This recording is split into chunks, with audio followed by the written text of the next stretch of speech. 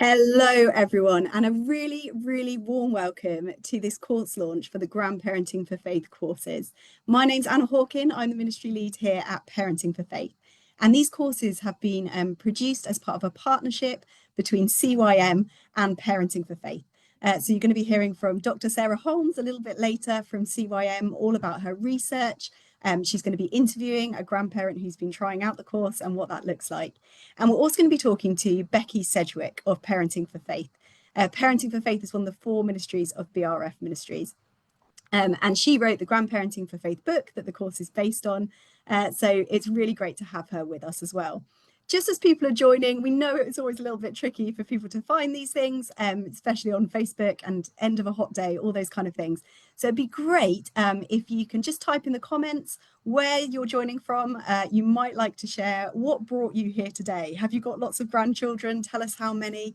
Are you a great aunt, a great uncle? Are you involved with Scouts, something else, really active member in your church helping with children and young people? We'd love to know what brought you here today. Have you already read the book? Have you been one of the people piloting the course? We'd love to get to know you just a little bit. So please do that. The other thing that really helps us is if you can tag, so do an @ sign and then type the name of any friends or family, people from your church who you think might like to join today. We have been asked, this is recorded, so you'll be able to see it on Facebook for the next 30 days as well. There's nothing quite like doing it live. And we're going to be sharing some discount codes today, both for the Grandparenting for Faith book, but also for the course. And so you don't want to miss those. Those are just going to be valid until the end of the weekend, till Sunday. But without further ado, Becky, would you like to come and join us? So Becky's going to share a little bit about the Grandparenting for Faith concept, about the book, how it came about. And guys, I have to say, this is so exciting. When God started stirring in us a bit of this thing about equipping grandparents and resourcing them, we kept speaking to people and coming across people all over the country, all over the world, where God was saying the same thing and who'd started grassroots things or were doing research. It just really feels like God's hand is upon it, and we are hearing the most amazing stories. So thank you for being here tonight, and let me hand you over to Becky. Well, good evening, everyone. It's really lovely to be here. As Anna said, we've been dreaming a dream about grandparenting and faith for a long time. And to partner with CYM in this has been a dream for us to bring this book into a course that's going to help equip not just grandparents, but churches to support the grandparents and grandparent generation within a church. We hear a lot about spiritual grandparents and the role they have to play. So my name's Becky and I work for Parenting for Faith, and it fell to me to write the book. The reason we started thinking about grandparents was because we specialize in resourcing parents and carers in how to disciple their children. And we run a course called the Original Parenting for Faith course. And we'd often get feedback from grandparents saying, oh, well, I came on your course and I really love what you say, but my situation's a bit different. You know, we don't live with the grandchildren, or, you know, we're not the people in control of whether or not they go to church. What's this look like for us? And then a few years ago, Sarah Holmes, who you'll be hearing from later, did some really important research with Christian grandparents, asking them, how do you feel about being a Christian grandparent? And some of the stuff she came out with really resonated with us. She talked about how grandparents had a lack of confidence about their role. They didn't feel sure as a Christian grandparent about what they should be doing. Some of them spoke about boundaries. Was it permissible to sort of share faith in the situation they were in? And others talked about a lack of skills. They simply didn't know how to do it. And we then discovered there's quite a lot of other conversations going on about grandparents and faith generally. But what we realized was there weren't a lot of people talking about the how of how to do it. People were saying, grandparents, you need to share faith. You're very important. You can share faith with your grandchildren. You can influence them. But beyond praying, which is the first thing we need to do, we didn't see a lot of people giving practical skills in this area. And actually, that's something we specialize in. At Parenting for Faith, we specialize in really practical approaches and skills. We've got something we call the 5 key tools, which help people share faith in every circumstance. So we'd already specialized in this. So then it was just a question of saying, well, what's this look like for a grandparent? We knew we could help grandparents, but as we began to dig deeper, we found out how complex it was. I thought, well, I've got a great idea. I'll go and interview some Christian grandparents. And I was really surprised to find out how quickly they said, it's quite tough, you know. And that I realized how complex grandparenting and families are, not just in terms of faith. Not all Christian grandparents have children or grandchildren who go to church. There's things like, actually, my grandchildren live on the other side of the world. I barely see them. Or there are family dynamics which can interfere with relationships. You know, you may still be, as a grandparent, caring for children and caring for elderly parents. You may have a job still. There's time constraints. It's not straightforward, particularly because you don't live with the grandchildren and you're not the primary discipler, you're not the primary caregiver, and you don't make all those sort of basic decisions about their values and approaches and how they spend their time.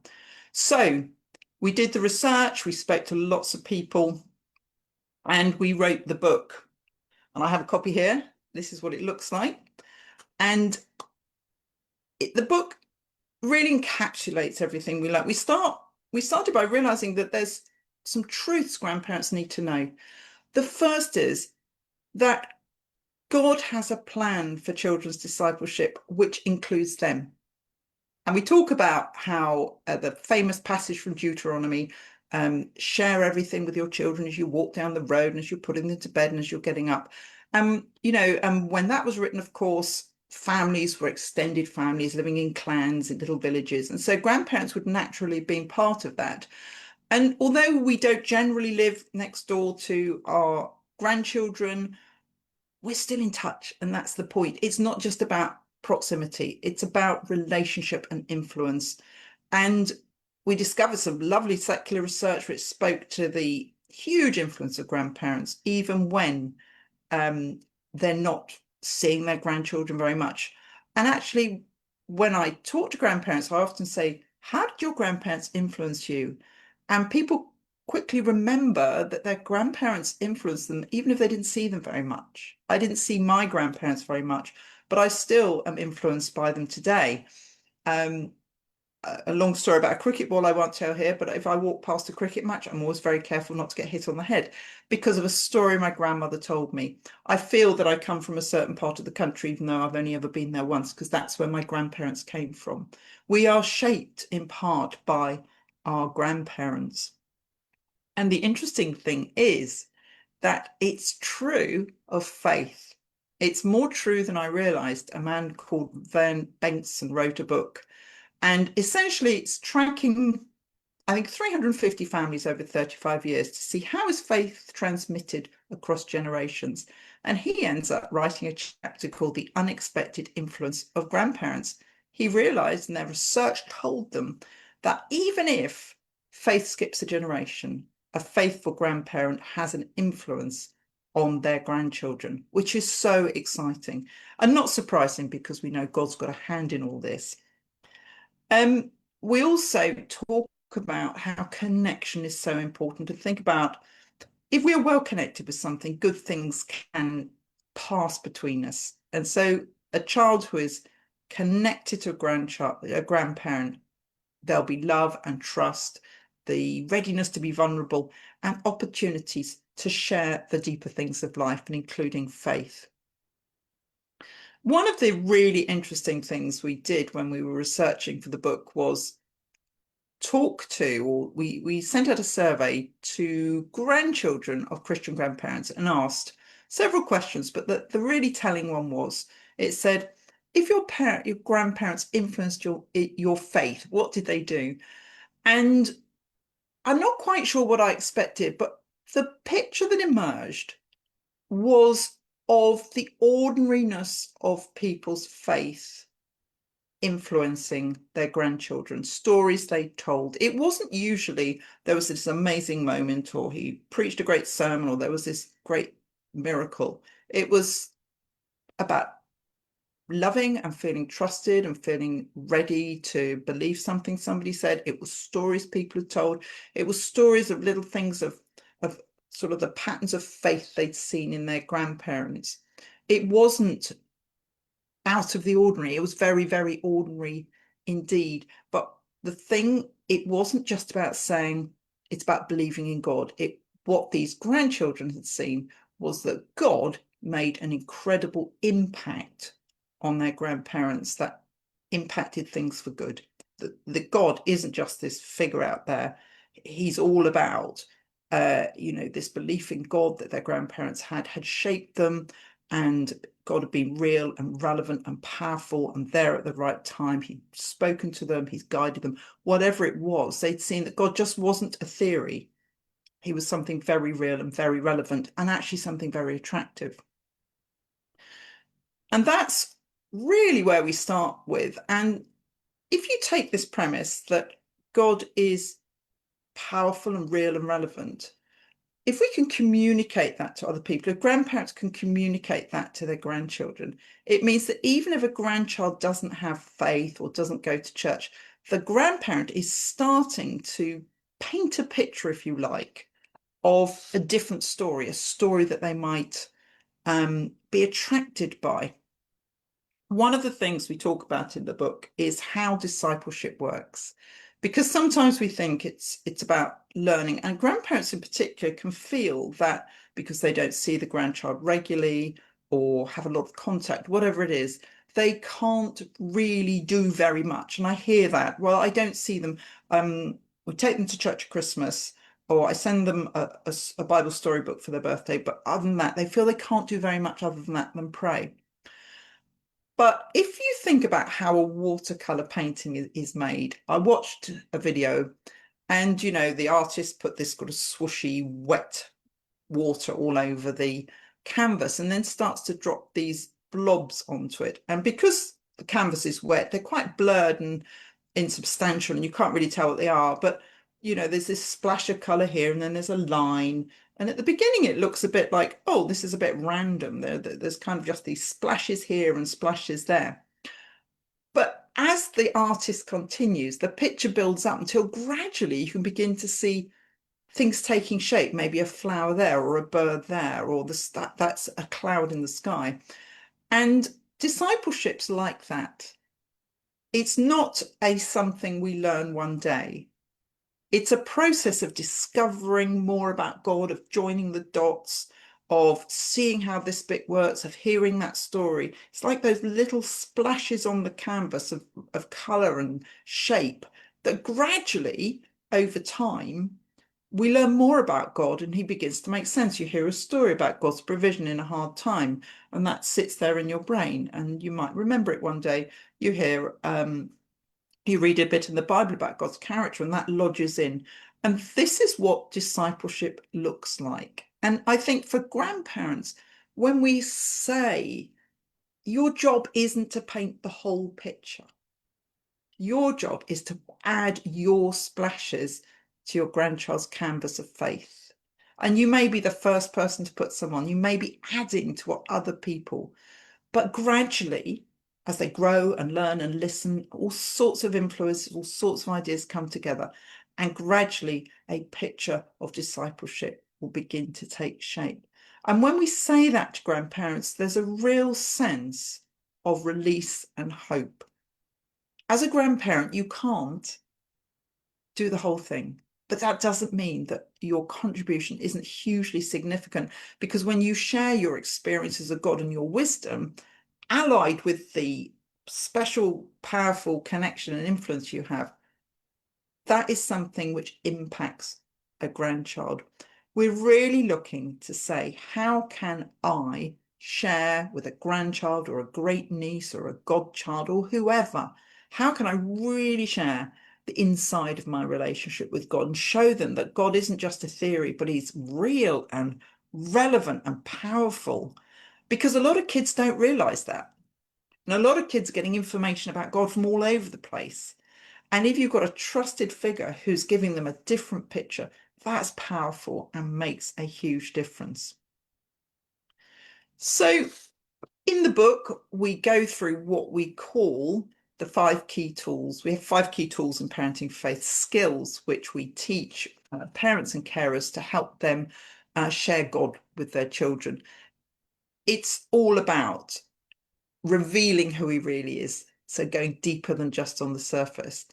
And even if your grandchild isn't a Christian and never darkens the door of the church, how you talk about God and what you share will be showing them that and may have huge impact. You know, we look back on our grandparents, even as old people like myself. I look back and I can hear my grandfather's story about being honest, or my grandmother's example of hospitality. These things are still lodged in my brain.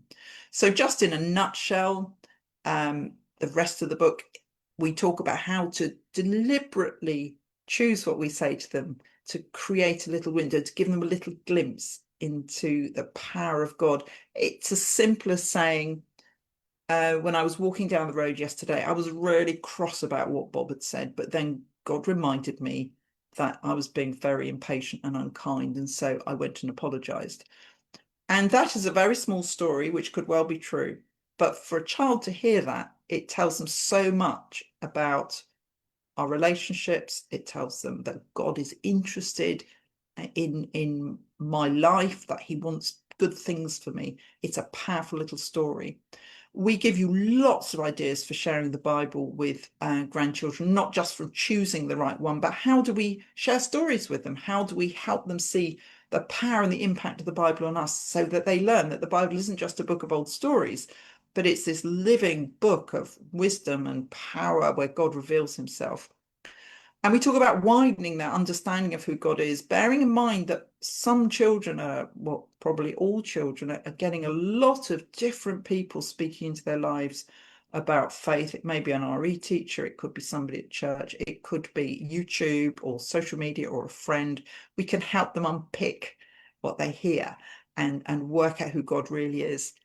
And we talk particularly about helping grandchildren understand that God isn't a faraway God. He's a God who wants to be close to us and have a real connection with us, and how, if they want to pray, what it might look like and how you can encourage that in really simple ways. And finally, and this is actually my favorite chapter, we talk about how we can help children realize that church is a powerful, sustaining, and wonderful community that they could be part of. It's not just this boring old building at the end of the road. It's this incredible place where they'll always be welcome, where they'll find challenge and community and God himself. So even if they never go through the doors as a child, that image, impression and truth about church that you've given them will rest with them. You know, we spoke to a lot of people when we were writing the book and writing the course, and somebody said, you know, she says, it's not rocket science. It's about living your life with God the best way you can and sharing that as much as you can with your grandchildren. And that really is what all this is about. It's not rocket science, but it is incredibly powerful. And then a few months after the book was published, Sarah got in touch and said, look, we'd really like to work with you on a course, because we think this has got a wider application than just actual grandparents, because there's a generation, a grandparent generation sitting in the pews who've got so much to offer, not just to their own family, but to children and young people they know in church and in other contexts. So I'm going to hand over to Sarah to explain the next stage. Great, thanks, Becky. Really helpful. So, in that kind of wonderful way that God does things, simultaneous to Parenting for Faith, writing this book and starting to think about these things, in the pandemic, I started doing some research, because I work at Liverpool Hope University and also CYM, the Institute of Children, Youth and Mission. And the work that I do is to see how can we use research and develop some kind of new ideas, shine a light on some amazing things that are happening, and how can we use that to develop the work and improve the work that the church is doing with children, young people and families. So I did some research. I'm going to very briefly just show you now some of the findings of that research. Because it was the pandemic when I spoke with many of these people, it was interesting because that they felt this whole experience of being a grandparent really accentuated because they couldn't see their grandchildren in person. And so I'm just going to whiz through. For some reason, my slides aren't working. But just to tell you, Becky had already said about the research. So I said to grandparents, what's your general experience of being a Christian grandparent? And many of them talked about the amazing way that they can share their faith and their love for Jesus and all those sorts of things. But also, as Becky already said, there was, here we go, I'll just get the slides up now. There we are. So these, oh, it's not working. Okay. Some of the comments that people made were that they felt they didn't know what was okay, what wasn't okay, what are the kind of boundaries and all that kind of thing. And so I'll just quickly share that. There we go. Sorry, need to practice my screen sharing skills. There we are. So there we go. Got it in the end. Sorry, everybody. So this is what some people said. They said they felt a bit like passive agents. So not really involved actively in terms of their grandchild's faith, but perhaps a bit more in the background. And very sort of, but others on the flip side were very involved with discussions about faith. And many talked about this rich heritage and this foundation and said, our grandchildren know that we are people of faith. And so that's, you know, a really good thing. We're really happy about that. But then some felt excluded, really, and they didn't, perhaps they had been explicitly told by their grandchildren's parents not to be involved in faith discussions. But perhaps they just didn't know, and so they held back.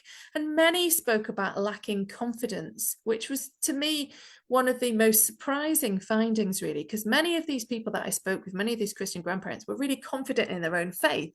But actually, when it came to speaking with their grandchildren, there wasn't that confidence there. And some of that was because they were uncertain about the sort of boundaries. And then after that, I spoke with some people from churches, so church representatives.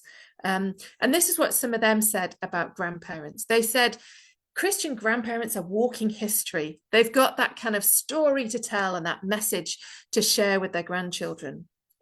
But also they spoke about them being that sense of role models of faith for the grandchildren, their biological grandchildren, but also within the church body. And so we're thinking in terms of grandparent figures within the church, that sense of role modeling that can happen.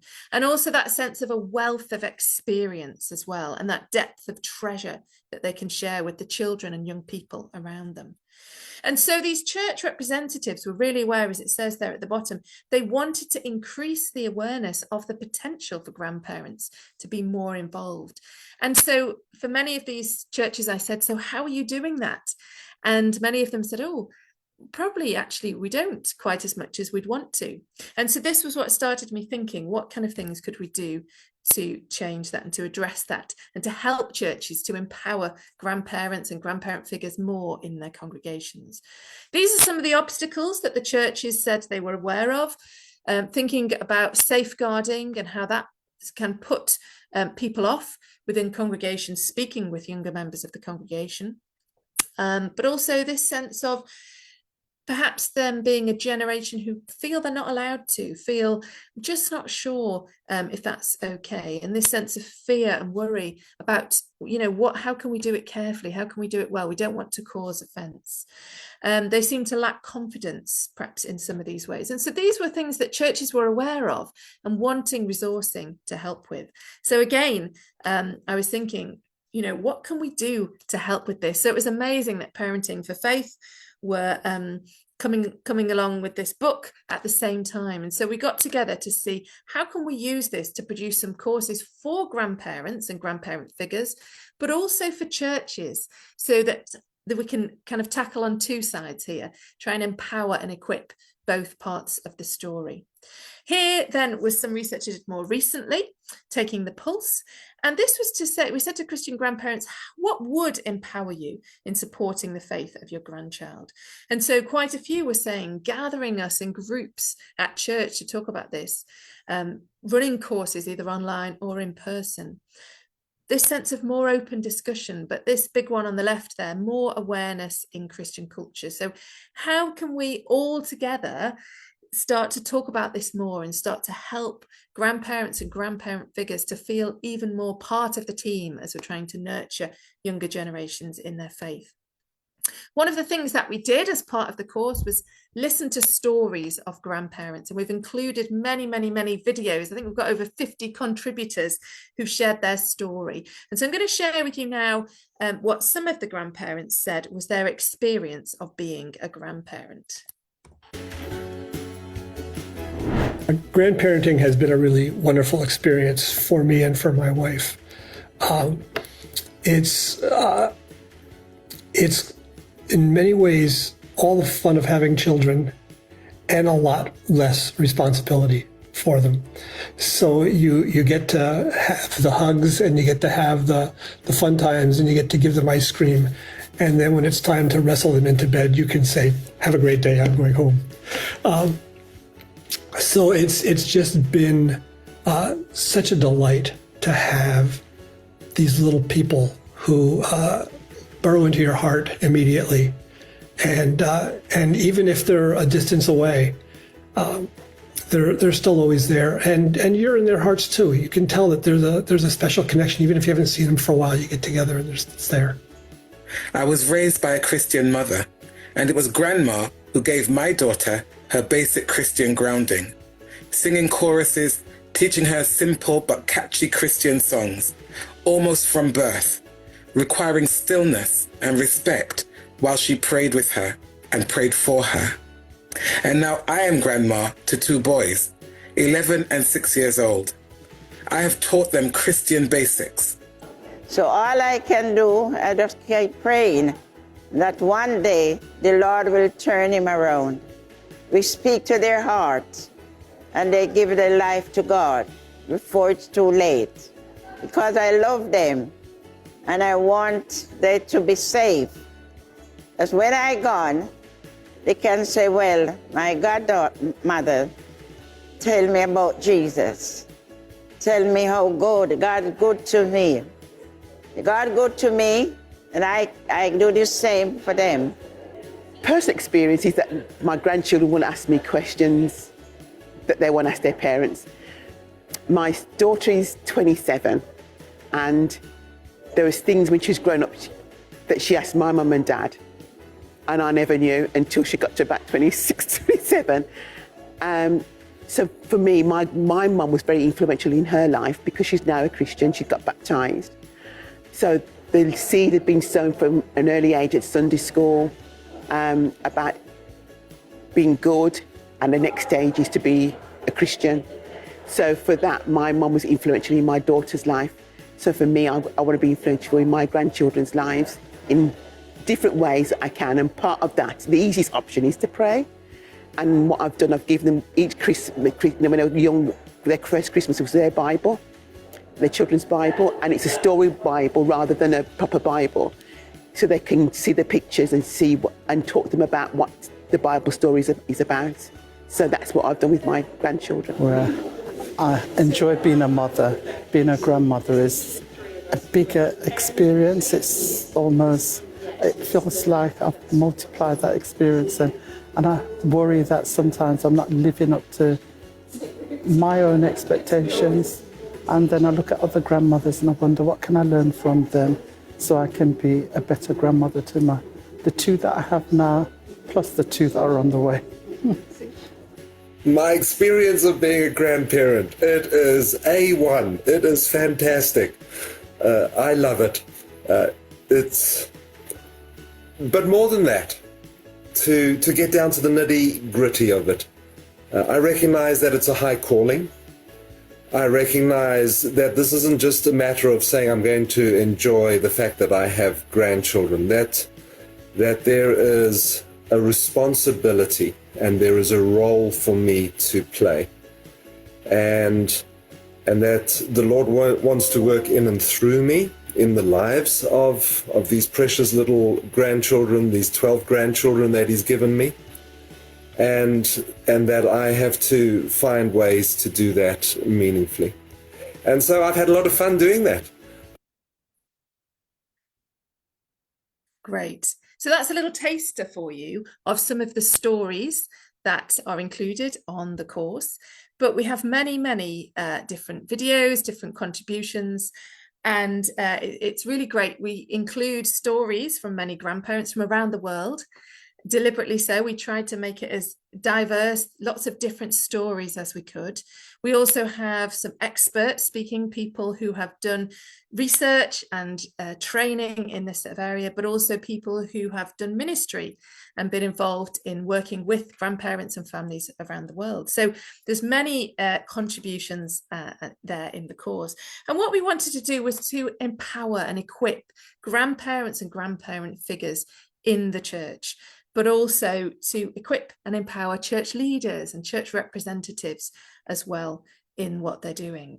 And so we've got all of these different voices, all of these different stories there, but we were really keen to meet individual needs because, as Becky's already said, we're so aware of how complex the whole story is. We know that every single family is different, and therefore every single grandparent's experience will be different.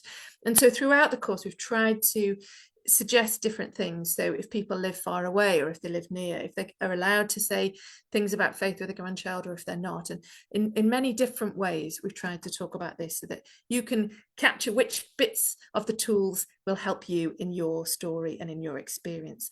And ultimately, what we're trying to do here is to change a bit of the culture within our churches to say, how can we more see grandparents and grandparent figures within our congregations as part of that team of nurturing children's faith. And in a moment, I'm going to introduce you to somebody who's just made a start recently on running one of these courses, just to kind of find out a little bit from her all about what she's been doing and so on. So we'll hear from Chrissy, and then I'm going to tell you a little bit about how you can access the course. And we also have a special offer if you book the course in the next few days. So Chrissy, lovely to see you. Thanks for joining us here. And so Chrissy kindly came on just to share a little bit today about, she's only just started doing the course with some grandmas, but to just tell us a little bit about your story, if that's okay. So perhaps Chrissy, if you wouldn't mind telling us, why did you think this was a good idea to do? What was your sort of reason behind it?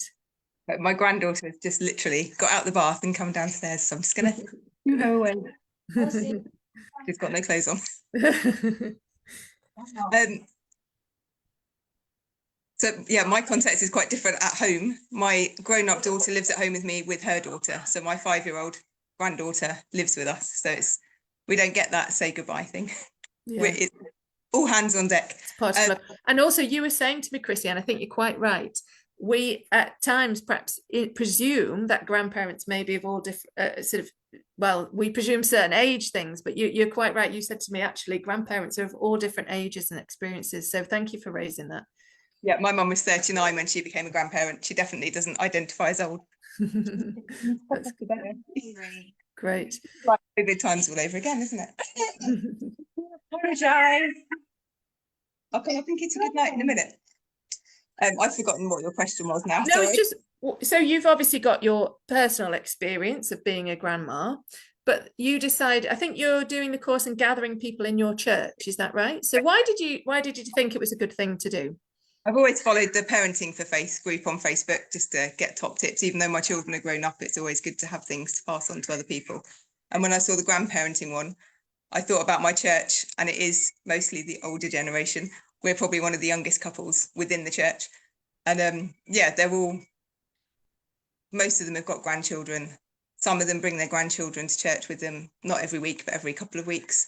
And they see my granddaughter at church. And I think that's kind of encouraged them to start bringing theirs a little bit more and not worrying about the noise that happens and the chaos that ensues.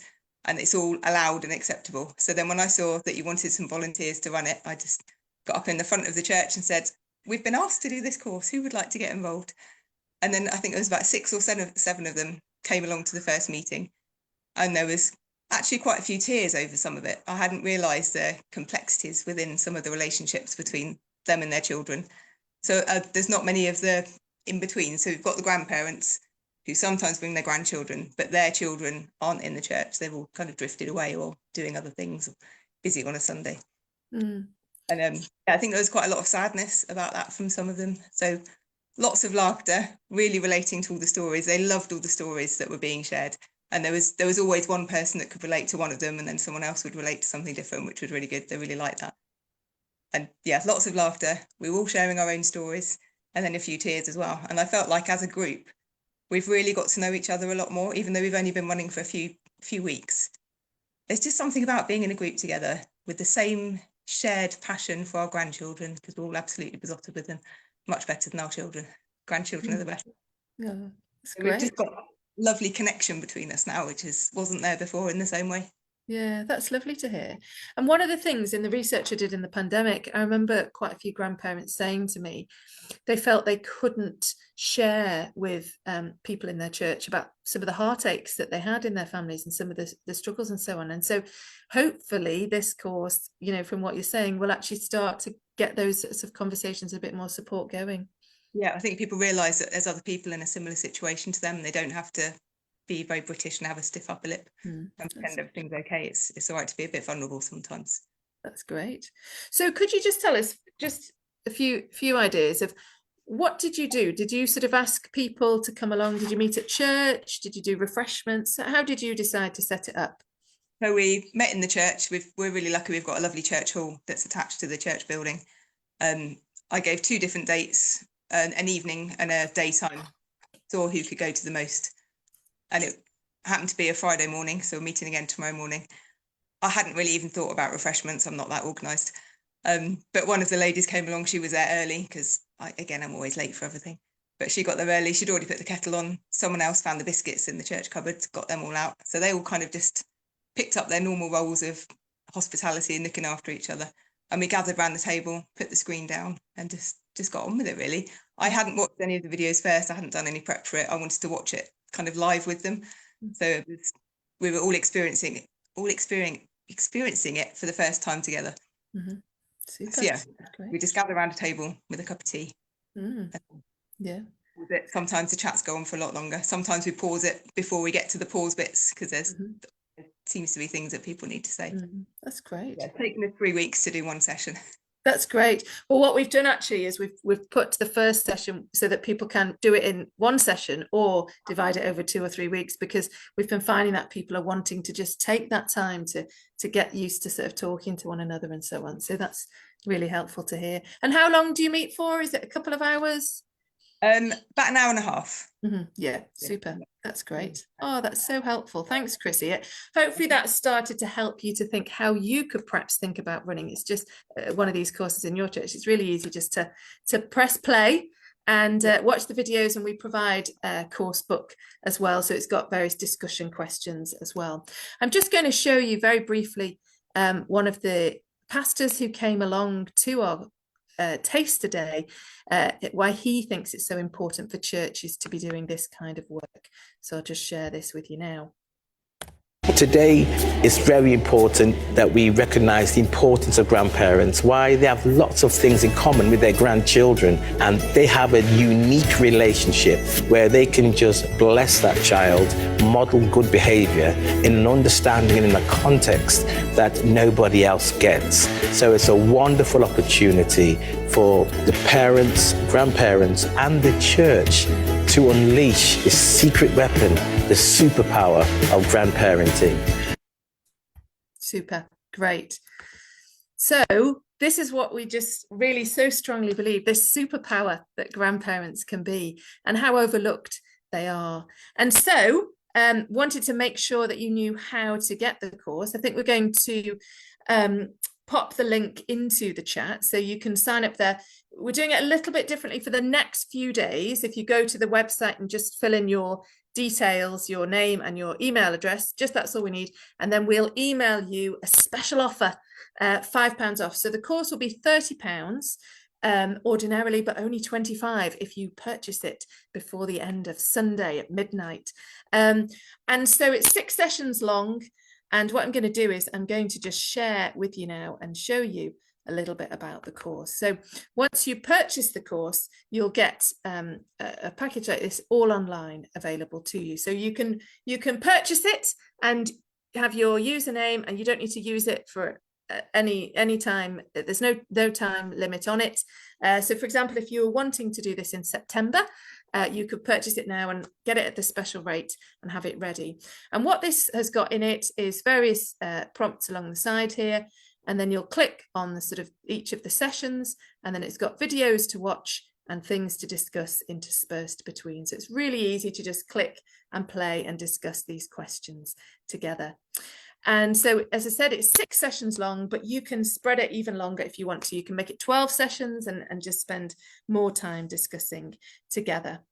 We also have the Church Leaders course, and that's £15. That's a bit shorter. So that's for church leaders to sort of watch probably in one go. We reckon it takes about 2 hours if you want to sort of go through and spend time really reflecting, and we've got some reflection points and so on. But again, there's no time limit on it. So you can watch a little bit, go back, watch a little bit, go back, and spend some time really thinking about how you can embed these ideas into your culture. And if you were to buy the course, although it's an individual sort of purchase, you can show it to a group of people. There's, not everybody needs to purchase it in that way. And even you can get a certificate at the end. So that's good. We'll also do some special offers for sort of a diocese or a network or a group of churches who are wanting to roll it out perhaps across the whole of the diocese. So get in touch if you're interested in that. But I think we're going to have some question time now, are we, Anna? I think Anna is going to rejoin and help us to think through some of the questions that might have been coming into the group. So if there's anything I've missed, feel free to type it in the chat, and we can help you to find this information. Yes, very helpfully, Sarah. So far, you've answered a lot of people's questions, but I'll put some of them to you, and then you can see if there's anything you'd like to add. So people have been asking about how long is it? We've said there are 6 sessions, but you've mentioned that some people take a bit longer to do the sessions. Chrissy was even saying that, wasn't she? They've taken 3 weeks to do 1 session. That's what I'm trying to say. And do you have any information or kind of stories, feedback about where it works best to do it? Is it in a church? Is it in a home? Is it online on Zoom? Is it, I assume it's a whole mix of all of those things, but what have you heard so far? Yeah, we've had a few people, we've had it been tested for the last month or so by some people, which has been really helpful. We've been able to respond to some of the feedback. A few people have done it in their home, just on their own, just they wanted to sort of watch that and do that and work through it themselves, perhaps on their own or as a couple. But the vast majority of people have been doing it in their churches and just sort of gathering people together, just like Chrissy said, just very informal, let's get together, coffee and biscuits. But probably I think 1.5 hours to 2 hours is the length of each session. So within that, there's sort of videos to watch. The videos are about 12 to 15 minutes long, and then a few questions to discuss, and then another one like that. So if you wanted to, you could just watch one of the video segments and then do the questions and discuss for 1 hour. So it's totally up to you, very flexible. You can use it however, and there's instructions and information about that at the beginning of the course. Fantastic. And on a really practical note, people just ask if you could share those slides. I think people's minds are already whirring of, I could take this to PCC or to my home group or, whatever it might be, and get people excited about the idea of the concept before launching a course. Or some people go the other way, they get some people excited by doing it and then they run a second one or whatever it might be. But there's a few different ways of doing that. So that's great. Yeah. What's the best way to do that, Anna, for us to share slides? Should we put a sort of a publicity pack early next week? We could make that available. We could certainly do that. We'll put that on the CYM website, so that the link's been shared, I think, to that resourcing page. So we'll pop some publicity on there so you can use that PowerPoint and various other bits. There'll be a promo video available as well. Fantastic. Yes, I'm just seeing if there are any other questions. Can you use it multiple times for purchasing it just once?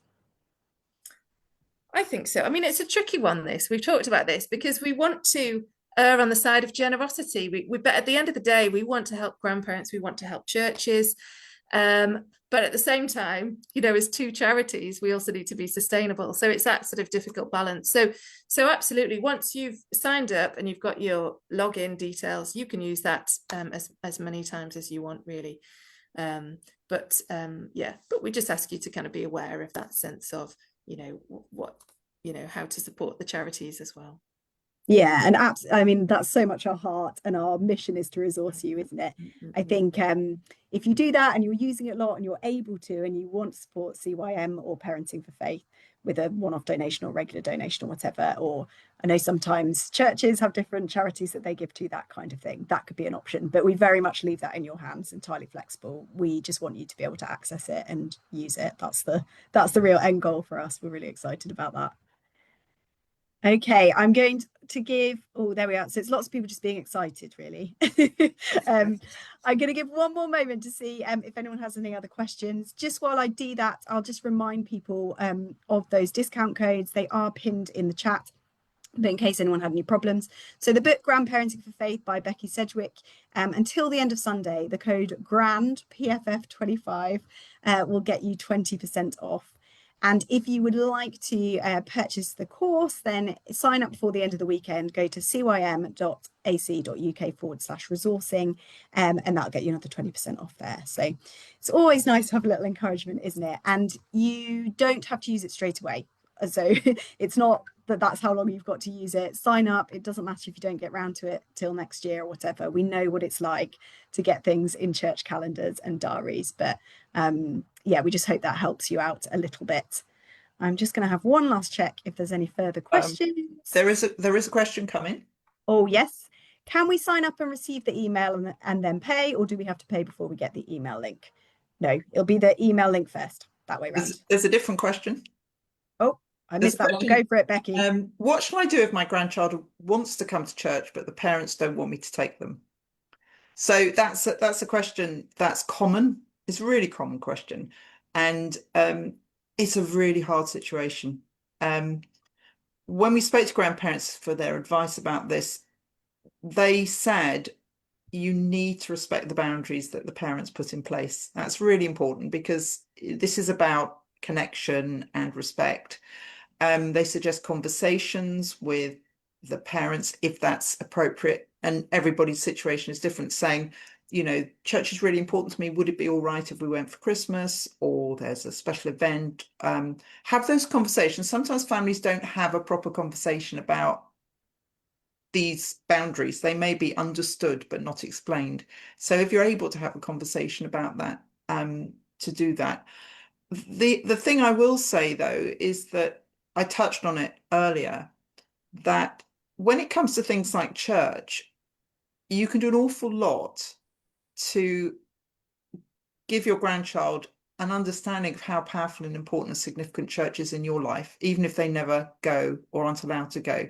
And to remember that one day your grandchild, and it won't be so far off, will be an adult able to make their own decisions. And if you have, through the way you live, through the way you speak about church, painted this picture of church as a community that's really valuable or engaging or gives you purpose, or where you find peace or solace or whatever it is for you. And that's the important thing. This isn't about a theory of church. This is about saying, actually, church is this place where I find family wherever I go in the world, or where I'm lost if I don't go for a few weeks because I feel out of touch with God. Whatever it is, share that, because you're laying down foundations of truth that your grandchild will be able to draw on in the future that they wouldn't otherwise have. So even if you can't physically take a grandchild to church, if you're able to talk about church with them or in front of them, or give them glimpses of its power and significance, you're doing a great job. Absolutely. And even as well, I would just say that sense of modeling faith, it doesn't have to be in church, does it? And are there other ways that you can just be that role model of faith? And many people spoke to us about how their grandchildren know that they are people of faith, even perhaps they've not explicitly said so, but just by the way that they're living and doing, and pictures on the wall or Bibles around or prayers and so on, that, they're known as people of faith. And that is so powerful to children and young people. Any more questions, Anna, or are we? I think that's it. I think we probably hit our limit of how long people can stare at a screen on a warm Thursday evening. But guys, thank you so much for joining us. Thank you for being interested. Thank you for understanding the superpower of the silverhaired generation, for getting excited about this with us, for supporting it, for sharing about it. We are so excited to be on this journey with you. We hope you have a fantastic time using it. We would love to hear your stories. When you sign up, there's an opportunity to join Sarah's research so we can find out if it helps you and a bit more. Please do that if you're able. But yeah, send us your stories, send us your comments, your questions. We'd love to do this with you. And we just can't wait to see what God does through it and to hear all about your grandchildren and what's happening. So have a great evening. Thanks so much for your time, and hopefully see you at something else again soon.